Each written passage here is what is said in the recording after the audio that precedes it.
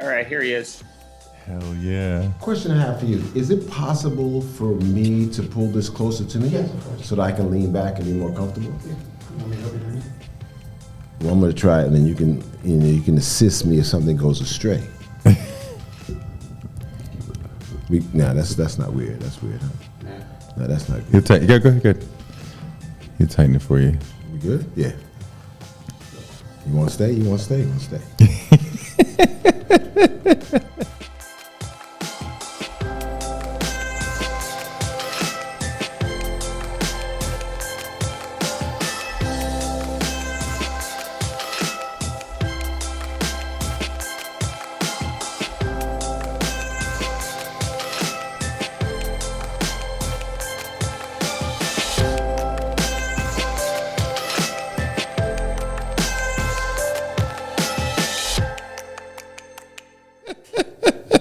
What's the best advice you ever got about acting?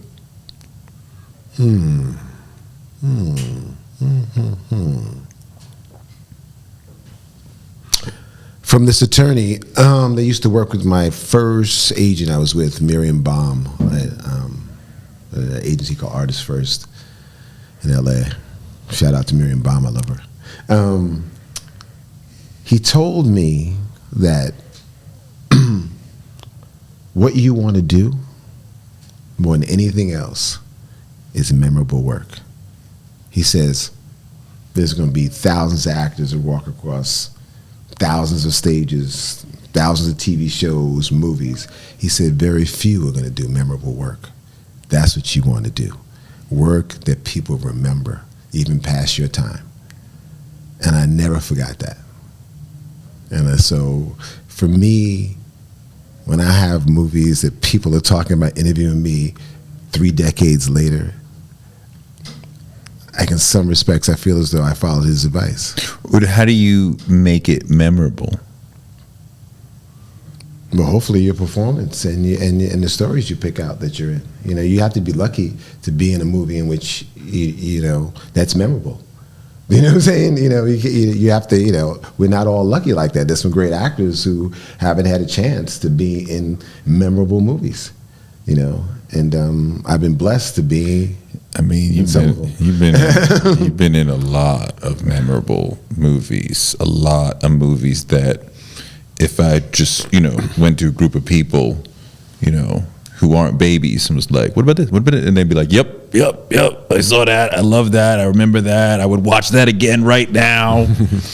So it's been an incredible career. So partly you're a good picker. No, I mean, it's about opportunities that you're given. You know, I mean, I'm not in the business of turning down work. I don't want to turn down work or not be available for work. But luckily, I was offered a role and I was available and I had a chance to play it, and the movie was good. You know, I mean, at the end of the day, when it comes to movies or plays, well, not so much plays, but as actors, we're a pawn in the process. Sure. I mean, everything is set up and everything before us, and lots of times, and then we come in there and we have to hope that the things around us. I could be great in a scene, but for one, a scene is only as good as its weakest link. Mm-hmm. So if I'm talking to someone who's whacked, it don't matter. Scene's whacked. Okay, you know what I'm saying? Yeah, I mean, it's just the way it is. I mean, you got to believe the person I'm talking to. Sure. You got to believe where I'm at. Like one of the things I loved was the set design in The Temptations, because you never believed at any point this wasn't the 60s. Right. You never believed that wasn't my apartment. Right. Because I'm the type of guy that, when I'm playing a role like Dave Ruffin, like I hang out in my apartment, like when I'm supposed to be in my dressing room. Like I want to sit here, because when you see me, I want you to think, this is my house. That's how comfortable I'm in here. And even hopefully you got that feeling from my new movie. When I'm in my office. Oh yeah. Like you could tell, this is my domain. I spend a lot of time here. Yeah. I'm good here. I'm chilling. Yeah. A lot of your work has really been telling a story about what it means to be black. From the Five Heartbeats, Little Richard, to just Colors, Will Smith, Ali, everything. Ask everybody who comes on the show what it means to them to be black and where it shows up in the work. So what is that for you? Well, what it means for me to be black is to be a man. I mean, a black man is the only thing I've ever been, the only thing I've ever strived to be. So I am man if I'm black. And how it reflects in my work, well, it's hard to be someone of color and not play people of color.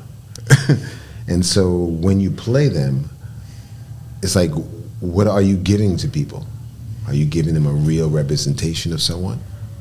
You know, are you giving them something to grab onto, to identify with? Because for me, I think that's the key. You know, I play real people. And so if you can believe that I'm real and you can identify with some aspect of me, and it's always going to be of a black man because that's what I am.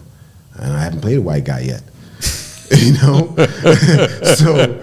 so I mean, that's, you know, for me, that's what it's all about. You know, it's about identifying with the character.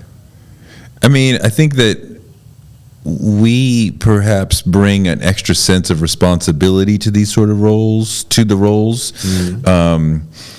I mean, we can really touch and see film history. We remember Diane Carroll and Sidney Poitier and Harry Belafonte. Like, they were just a minute before, you know, we were kids watching them. Diane Carroll, she's so beautiful. Amazing.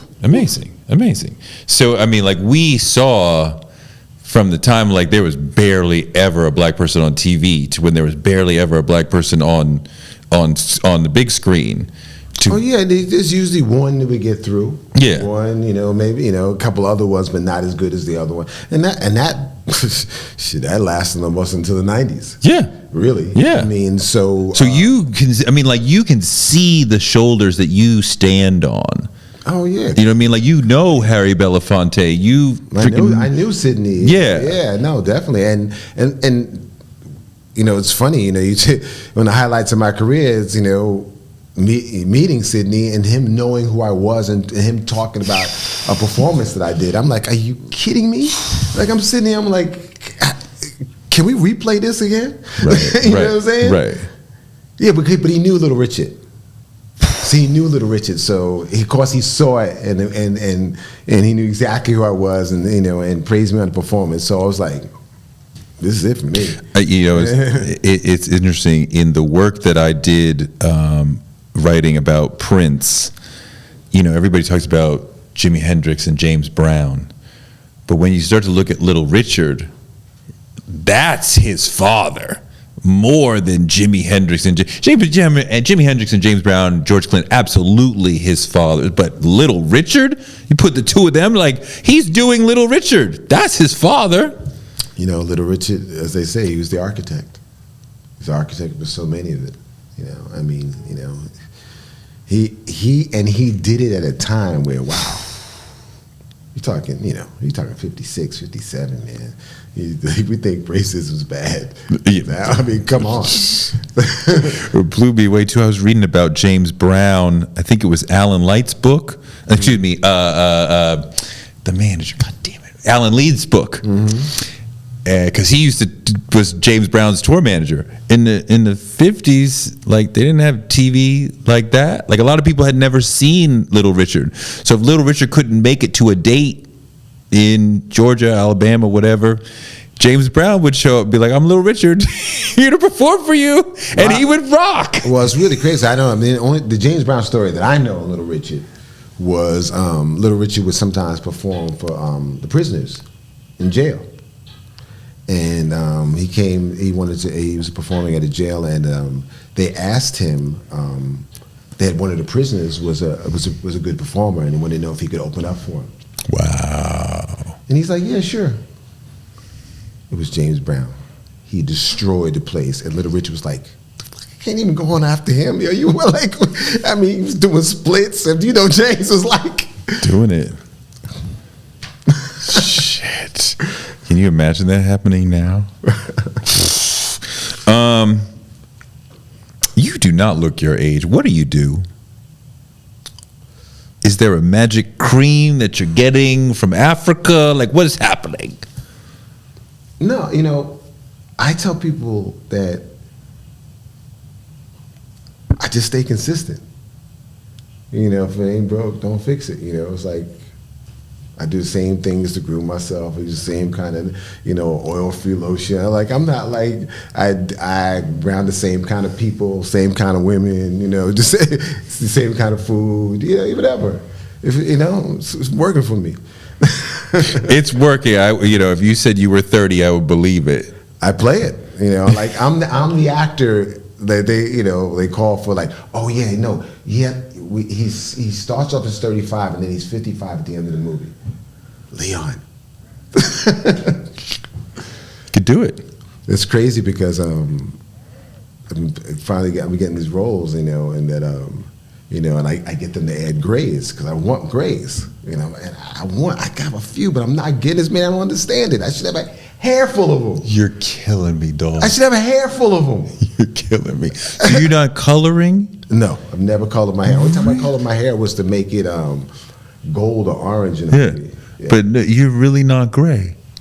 No. That's amazing. I mean, I have some, but you know, they're not enough to like show up. Yeah. That's amazing. Yeah. I'm more gray than you. Maybe you worry more. I don't think so. I don't think so. But I don't know. Maybe you worry less. Okay. So last thing that I ask everybody: what is your superpower? The thing you do better than other people that has led to the success you've had? Oh, that's easy.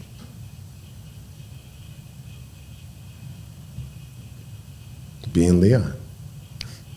I mean, I tell people that at classes, acting classes, when I speak all the time,